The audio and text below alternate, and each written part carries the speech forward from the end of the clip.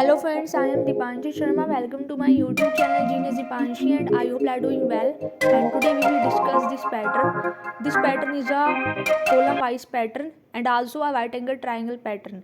So we use nested for loop to draw this pattern. Nested for loop is a loop in which for loop inside for loop, that is called nested for loop.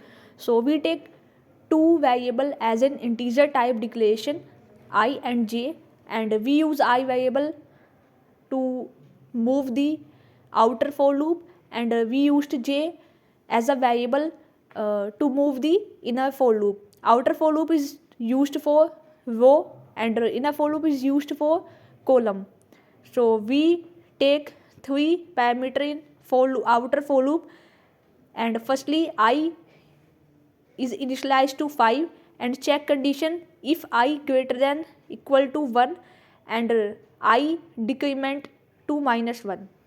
And in inner loop we also j initialized to 5 and j greater than equal to I and j decrement to -1, and we print using printf function j as a variable because this is a column wise pattern. When we have a column wise pattern, then we print the variable of inner for loop, and after printing this pattern, I hope you understand this is a very easiest method to print this pattern, because this pattern is a column wise pattern and a right angle triangle shaped pattern.